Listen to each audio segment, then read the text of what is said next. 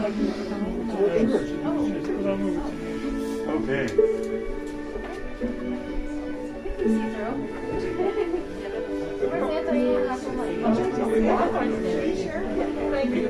Balsley family, we've got chairs up here as well. If anybody wants to be closer.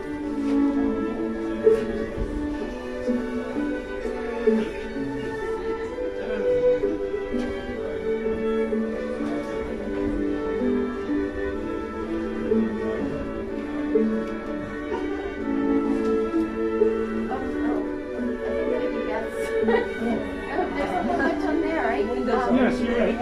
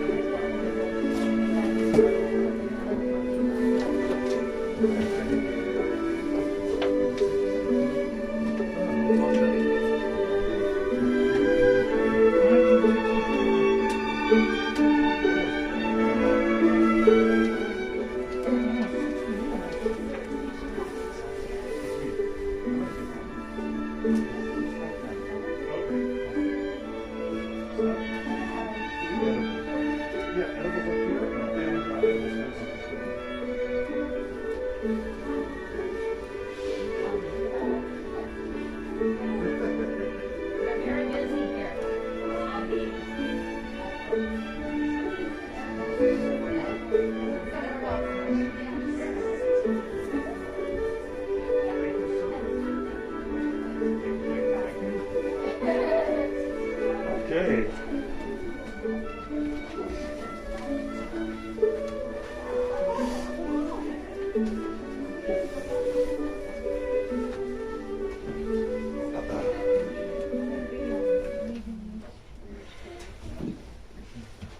Okay.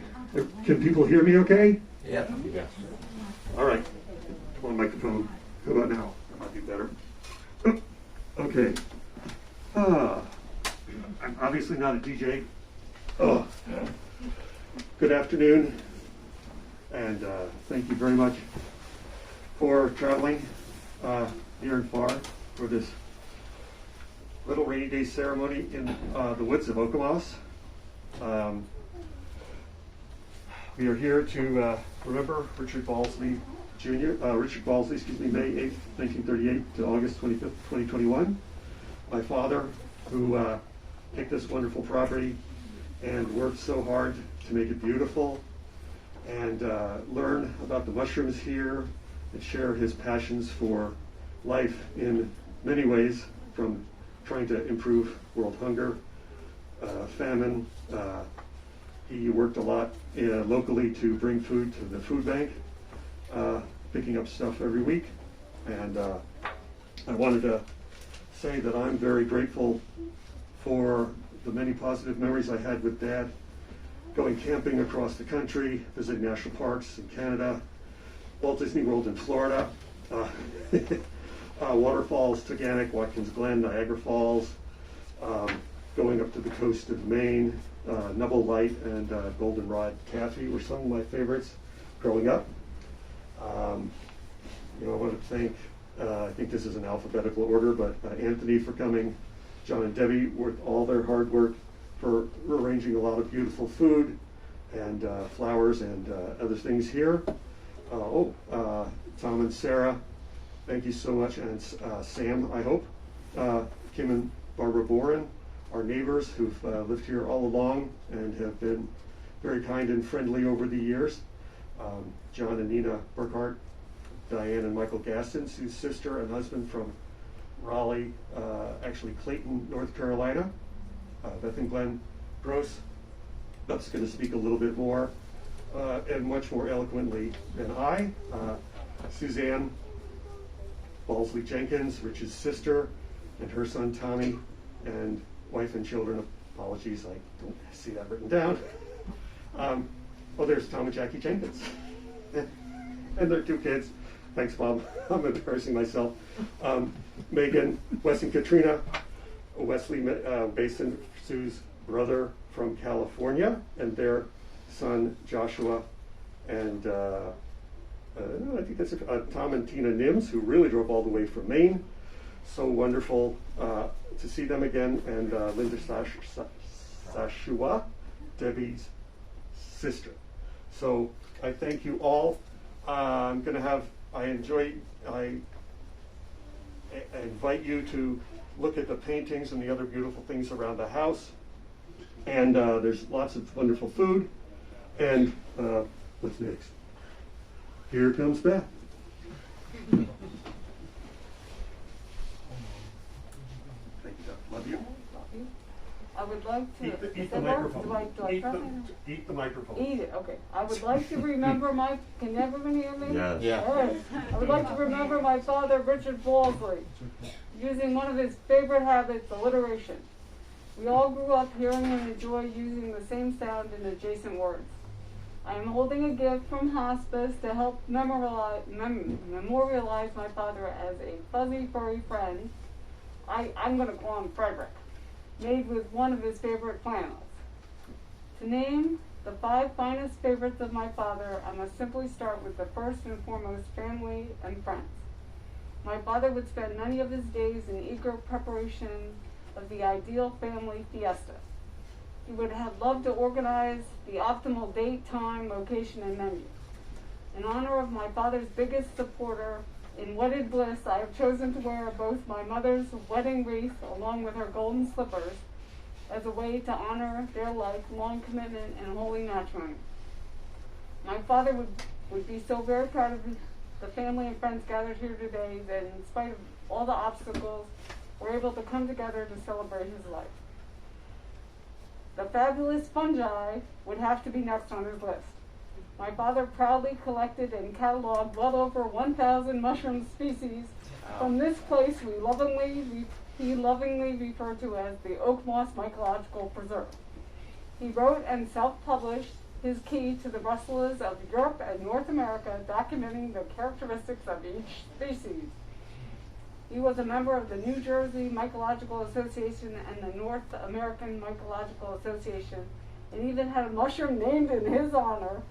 Okay, let's see if I can pronounce it. Genia Balsley. Is that right? Okay. Dr. Balsley would love to detail for you the most minute mycological mystery.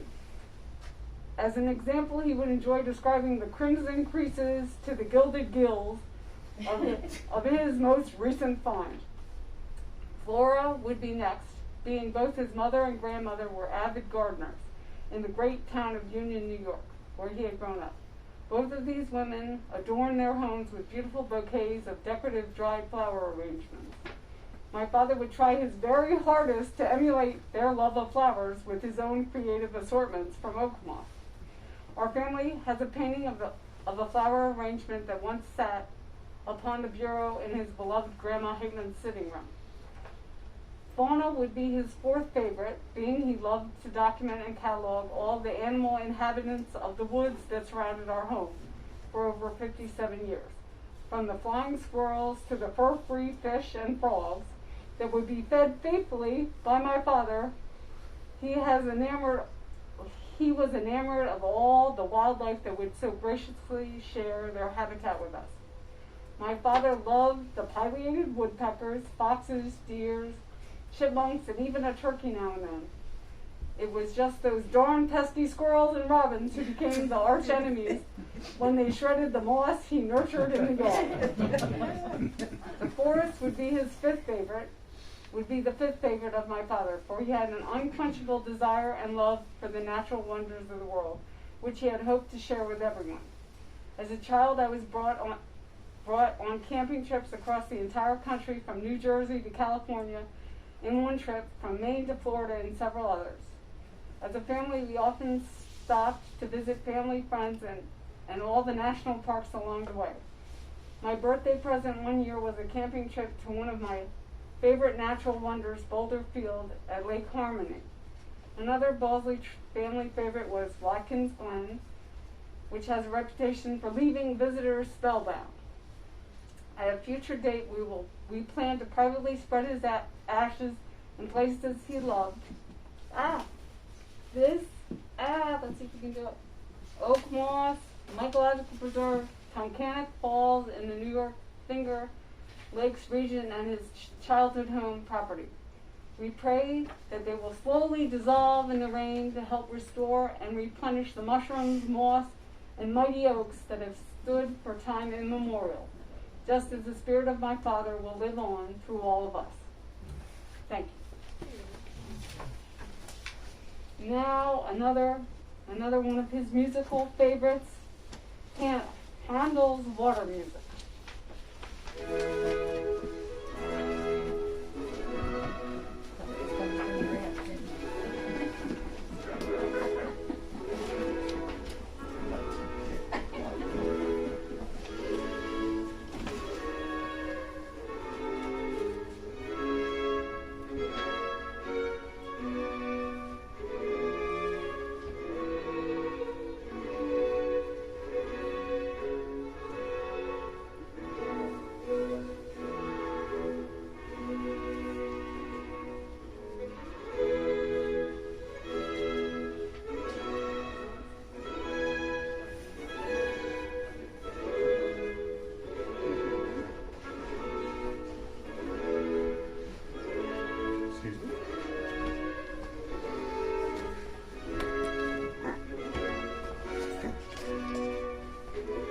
You're doing your job. Good.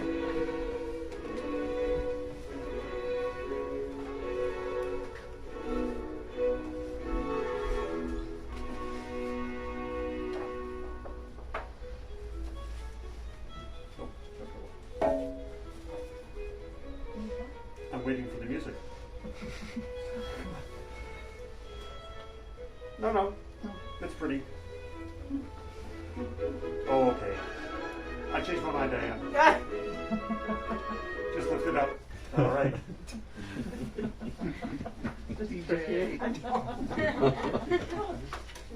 The advantage of being dyslexic is everything in life could be either way.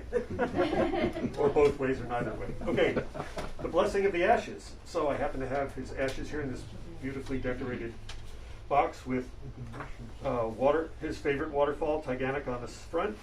And here's chanterelle mushrooms and the Russells, which he worked on so hard to make. Here's Richard doing a little putting in the yard, and with John nearby helping him. And then on this side we have Bald Head Cliff, where he loved to go for many years to be next to the ocean and enjoy nature in that way, and probably goldenrod taffy. Beautiful box. Yes. The artist.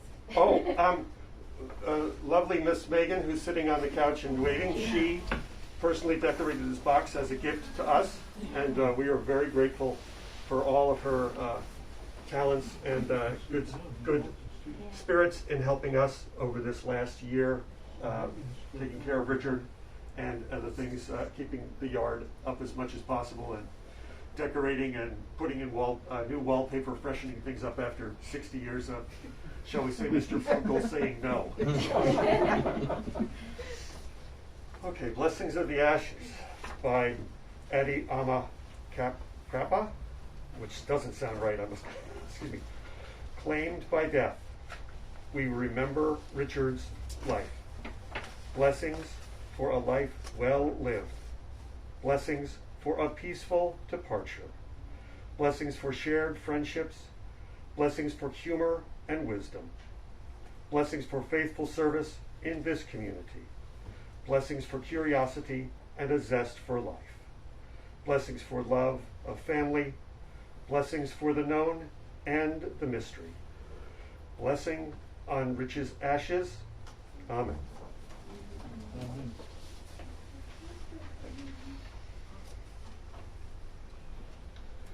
Joyful memories. Do you know joyful memories, Miss I Beth? like joyful memories. He's fantastic. Thank you. These are from some of the people that wrote some joyful memories of my father, and they couldn't be here, so I wanted to read them. This is from Gary Muller, friend from summer camp at Camp Hilltop. Rich was a kind and generous person and will be remembered for his life lessons taught. Only a few people have had such a positive impact on my life. He was the inspiration for many nice things. He will be missed. And we have Russ, Bat, college roommate.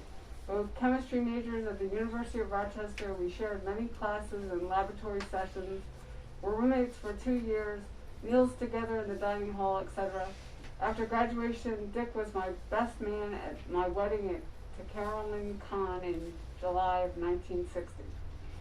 It is a truth that each must leave and live only in the memories of the living, but the news of Dick's passing was a profound shock. 'Tis a shame that his sudden death ended his valuable study of fungi. A Clyde Barley college friend.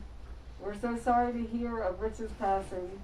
We have so many great memories of him, and he will be alive to us. And okay, fine. Wait, sorry. In those happy memories, Rich will be missed. Stephen Weininger, grad school friend. We are very sorry to hear about Rich's death. We remember with pleasure the days of grad school together and Rich's particular fondness for mushrooms, which remains an interest long after those years. Assorted recollections include his fondness for the music of, Prokofiev and Purple Cats. He will indeed be missed. Burgood, grad school friend. I'm very sorry to have lost my old friend Rich. I remember the old days such as playing chess with him via postcards, whizzing back and forth between New Jersey and California, in the era before the internet and email. He won so many number and word contests that some organizers banned him from future contests. Then there were the mushrooms, many varieties, many species. Rich led a full life and he loved everyone in his family. He will be missed. And then it's Lenny and Dick Endicott friends. Dick was one of the most intelligent, best informed, and compassionate people that we have ever known. And more importantly, he was a true humanitarian who dedicated his energy and talents to making the world a better place. Dick will be sorely missed. Now, my mother was going to do this part, but unfortunately she had to go to the hospital this morning.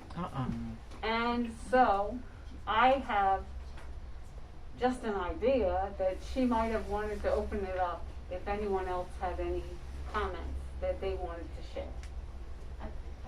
Okay, go for it. Yay! So, my father-in-law cared deeply about all people and worked to make the world a better place. He had good friends everywhere, many of whom he kept for decades, as evidenced by that long list of people from way, way back. And family was very, very important to him. And some of my fondest memories are playing games with him. He was, he enjoyed affectionate competition with me and the family. And, he was so good at all the games that any win against him was always a triumph. And very rare. So I just wanted to say I loved him and I miss him very deeply. Thank you all for coming. Anyone else want to share something?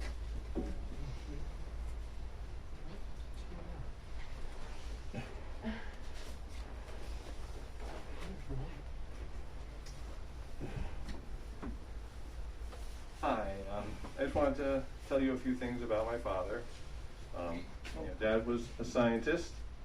Every time he got gas, he meticulously logged the price, gallons, and miles driven for reasons that I'm sure made sense to him, but no one else ever figured out why. He spent countless hours searching the yard for new mushrooms, Russell as being his favorite, and meticulously analyzing and documenting thousands of samples. This led to much of the house being appropriated for this cause. He was convinced that our yard, which he named the Oakmoss Mycological Preserve, was the world's most diverse acre of land. Who knows, maybe someday one of the mushrooms he discovered in this very special yard will change the world. Dad was a champion for the environmental and humanitarian causes, as everyone has been saying. Zero population growth, poverty, hunger, and various other charities. He wanted to make the world a better place, and his motto was, live simply that others may simply live. Dad loved people. He made countless friendships that lasted a lifetime. He would keep in touch via mail and phone calls and our annual holiday letters. He took road trips all over the country and visited his friends that welcomed us into their houses. Similarly, he always welcomed friends and family and even strangers into our house, like exchange students from Austria and the Isle of Man, and Clifford Rustia, who lived with us for a while. Dad loved nature, waterfalls, watching wildlife, camping, but mostly his beloved moss and putting green, which he worked on most of his life. He loved foods like blueberries, raspberries, M&Ms, ice cream, and lemon cake. He loved sports like watching golf legends Arnold Palmer and Tiger Woods, or playing in the par 3 course at Albone's right down the road. Dad hated a few things as well, such as the New York Yankees, John McEnroe for some reason, and the smell of Fritos always drove him crazy. But most of all, he loved life and wanted everyone to be healthy and happy, and we all miss him dearly. Thank you. Thanks, John. I think that ends the ceremony part, unless anyone had anything else that they want to say. Otherwise, we've got food in the hors d'oeuvres in the kitchen and desserts downstairs. Desserts and drinks are downstairs. And we'll enjoy the house. And if you're feeling brave, you can try enjoying the woods as well. Thank you. Thank you. Thank you.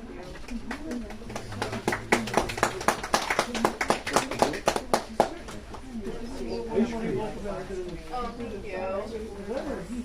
Ice cream, yeah, he had ice cream like managerial from early offensive. It was so, it was so overpriced that it was like a immoral. Was it blueberry? He always had that blueberry and black raspberry. I think Friendly's recommended black raspberry. One specific company. What was the company? I think Friendly's was. Sorry, what was it? For anybody who's interested, there's food, warm food in the kitchen, and drinks and desserts downstairs. I think. Is your mother okay? His grandmother. Is your mother okay? I have Who was a painter and a lot. Yeah. she had a lot of pain, and they, you know, when you go to the hospital, they sort of start out with, is it going to kill you? So they check your heart rate, EKG, do sort of an x-ray, try and figure out if it's obvious what's happened. Her main condition is she has very extreme pain when she tries to move her legs. So they were going to do some x-rays to sort of figure out, I guess, if they could see anything obvious. And I'm guessing for an x-ray you're going to go to an MRI if you can get a specific area. And they're going to watch her. She's at the hospital now. I have not heard any news. It's been 4 hours. I mean, they started doing tests. There wasn't anybody else there in the middle of the day on a Saturday, so there should be specialists that are available and stuff. But sometimes it's like they take a scan, but they wait 24 hours to get a result. So,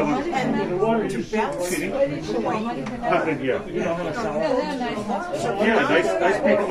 Been there 5 times in the last year, so nice people.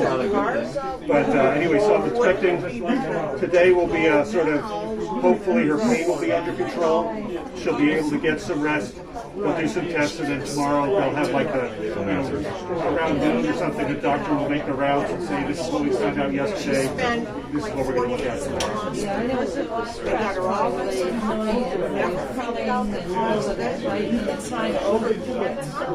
Yeah, it was, she didn't really have these symptoms before it just appeared. Now, a year ago, almost exactly, she had a very similar pain. She was in the hospital 5 days, but they couldn't find anything wrong. And then she was comfortable, and they said, well, you're comfortable over here in the hospital, might as well go home. So it's been a year, she walked around and all sorts of stuff. And then yesterday it popped up again. So I'm sort of hoping they figure out what's wrong. But you know what, if it's nothing to do, then we'll just take it as a, you know, we'll say thank you very much for the gift, and we'll keep trucking along. But I know she wants. Oh yeah, definitely. I'm guessing they took like 6 miles out. They said they're like 6 miles in one, so yes, it's somewhere. But that's usually something else. So, are you sticking around to get some grub, Anthony, or? What's that? I'm sticking around. All right, I'm sticking around. You're not allowed to leave without the meeting. She is such an idolater. I Just like dog. Mom did. So when she sits in the chair and she has this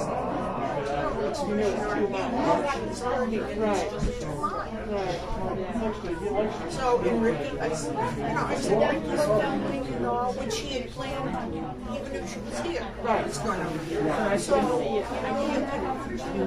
later, you're going to be there. We're thinking of her as around the populated area of California.